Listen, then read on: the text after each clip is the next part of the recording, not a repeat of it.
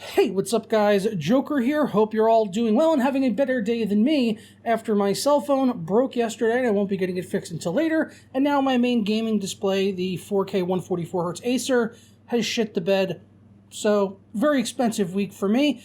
But in today's PC gaming news, we're going to be talking about Red Dead Redemption and GTA 4 remasters or remakes being allegedly canceled by Rockstar and the tone-deaf reasoning behind the decision for this. Also, more games getting FSR 2.0 mods added in, like Red Dead Redemption 2. And last up, a remake has been officially announced for Lollipop Chainsaw, one of the most underrated games from the Xbox 360, PS3 console generation from Suda51. So we're going to be talking about all of that in just a moment. But first, today's video is brought to you by Keysfan.com and their software super deal where you can get some of the best prices out there on Microsoft software. Especially with my coupon code, you can get half off of Windows keys as well as 62% off on Microsoft Office products like Windows 10 Pro, Windows 11 Pro, and Office 2019 Professional Plus and Office 2021 Professional Plus. And they've also got a bundle with Windows 10 Pro and Office 2019 in the same package. To save money on Windows 10 Pro, just go ahead and add the key to your cart, which starts off at $15.17. But once you get into your cart, you can go ahead and apply my discount code at checkout YTB50, and that will give you a shocking 50% off, bringing the price down to just over $7 at $7.58. And when you proceed to checkout, you can pay with either a credit card or PayPal, whichever one happens to fit your needs. And this also applies to Microsoft Office products, but again, you're going to get 62% off on Office products with the code YTB62 at checkout. Applying that to the $67.40 price, Office 2019 brings the price down to a stunning $25.61. So I don't know what you're waiting for. If you need your software keys, head over to Keysfan.com right now and be sure to use those coupon codes at checkout. YTB50 on Windows products for half off and YTB62 for 62% off on Microsoft Office products. First up, let's talk about Red Dead Redemption and GTA 4 remasters / remakes. As they weren't officially revealed or anything, it's kind of hard to say exactly what they were.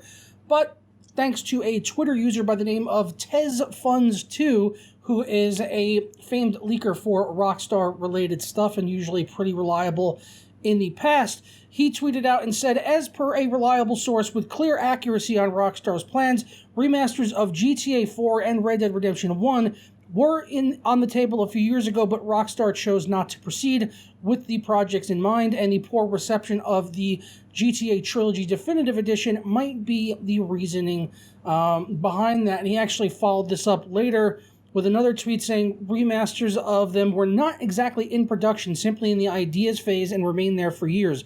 Rockstar's plans was to start with the trilogy and follow up with GTA 4 and Red Dead Redemption 1. The decision to greenlight more depended on the initial reception of the trilogy, which obviously did not go down very well, but it wasn't because people didn't want the GTA trilogy. It was because Rockstar handed off the development to Grove Street Games, who did a completely terrible job, particularly with the PC port, if we want to go that far with it. And probably a large part of the reasoning is because they weren't that experienced, and also because it was developed for the lowest common denominator and then built upward from there, namely for mobile. They wanted this game to be playable on mobile, PC, consoles, everything, Switch, all that stuff. They wanted to be playable on everything, and when you want to do that, you pretty much have to start with the lowest common denominator, which would be mobile or Switch, honestly. So, yeah, it was never going to really go down well, and the fact that so many people were upset about the GTA Trilogy Definitive Edition should really tell them how much interest there is for remasters and remakes. It's not that we didn't want them, we just want them done correctly and, properly, and make them good. That's really what it was. I wouldn't take the reception as a reason to not make the other games. If anything, it's more of a reason to make them. But really what's happening here, if, take it all with a grain of salt, as this is a leak, rumor, that type of thing. But what it really tells me is that they obviously set forth with a certain budget in mind for the GTA trilogy definitive edition, and they tried to make it work within that budget. And what they got in the end was a piece of shit. And people were not happy about it. So what they've very likely determined because of that is that they can't do these other remasters and make enough money off of it, because they're going to have to spend more money on making proper remakes or remasters of those two titles. Otherwise, they would get the same treatment as they got with the GTA trilogy. And of course, they're not going to do that because they're Rockstar, and they're not going to be able to milk these games as much for money for GTA Online or Red Dead Online, things along those lines, like they already have going. And they want online only cash cows. And they were kind of doing, I feel like, the remasters, remakes is sort of like a good gesture to the community, but also because they're Rockstar. They want to make money at the end of the day. But in order to do that, they were only willing to probably put in a certain amount into the development of that in order to get the returns that they were seeking. And now they just see that they can't do that. So they're probably going to scrap these until they feel that they can do it for a price that makes sense to them, so that they can make hundreds of millions of dollars reselling us and repackaging games that they've released in the past. Just like they've done with GTA 5, and what's that been re-released like 17 fucking times at this point. Remasters, upgrades, console upgrades, reselling it to people on PS5 and Xbox Series consoles, PC release later on, selling it to people there. I'm pretty sure I've bought that game about 4 times at this point, and honestly, it never really feels great going down, except for the first one.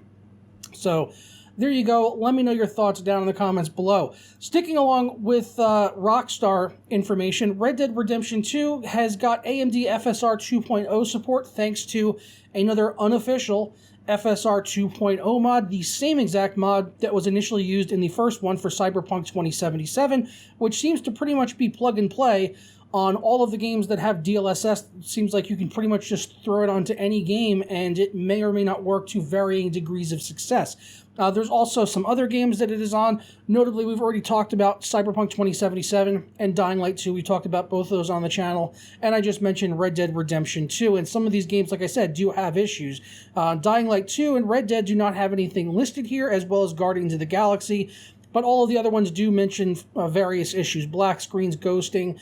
But also notably, some of these other titles which we've not talked about, Metro Exodus, Marvel's Guardians of the Galaxy, Death Stranding, Horizon Zero Dawn, as well as Control, all seem to have FSR 2.0 working in them from user mods, or using the single mod that was originally made for Cyberpunk 2077, which just uses a sort of like a registry hack to overwrite DLSS in the in-game menus and turn it into FSR 2.0, which is pretty brilliant. But like I said, some of these games are having issues, and hopefully these get addressed over time. These are likely things that if developers were working on this, they'd be able to resolve and patch before they put out FSR 2.0 officially in the games. But right now, gamers are pretty much having to do it themselves, and hopefully the developers themselves do get around to it at some point. Speaking of development, Lollipop Chainsaw has announced a remake coming out in the year 2023 from the original developers who will be working on the game from Dragami Games.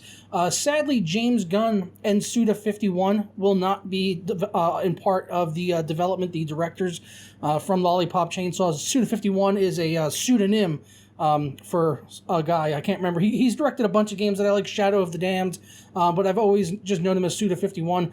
Mostly console exclusives, like I said, Lollipop Chainsaw and Shadow of the Damned were both only on Xbox 360 and PS3.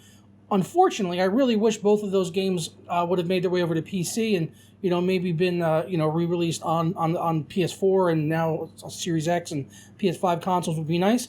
But it sounds like that's pretty much what we'll get here with a remake. Yasuda from Dragami Games said that the remake will be handled by the game's original developers and the staff at Dragami Games, while noting that some elements from the original game will be different in the remake. For example, due to licensing issues, the remake's soundtrack will have new music while you're mowing down hordes of zombies.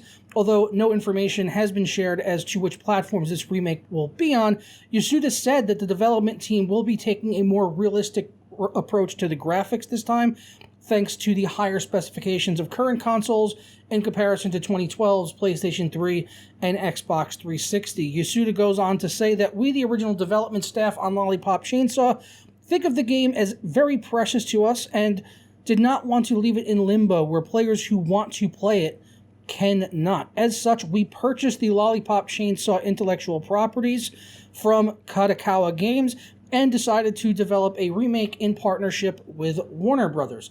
So there you have it, Lollipop Chainsaw in development, and like it sounds like they're doing it for all the right reasons. They made this game back on the Xbox 360 and PS3, which are, you know, of course, there's probably still a lot of people that have those consoles, and maybe even people that game on them regularly. But for the vast majority of people that, you know, have maybe new consoles or play on PC and have never played these games, they really just don't have much access to it, and they're not going to probably go out and buy a console just to play one game, let alone a console that's over 10 years old at this point.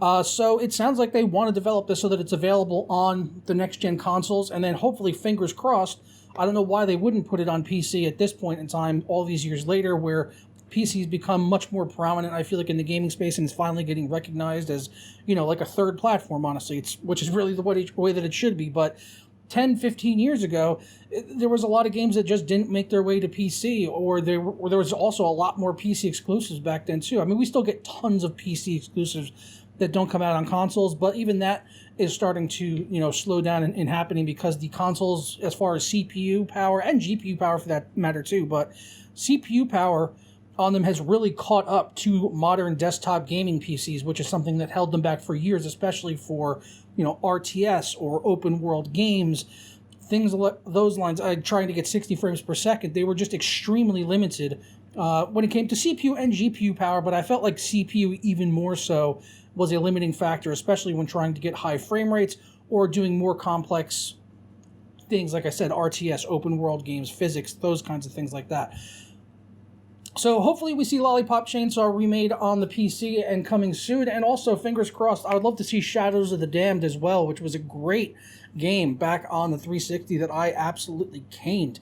Really weird game where you had like this gun that he called like the Boner, I think, or something like that, and he would like fire this like double barrel shotgun, like holding it by his crotch more or less.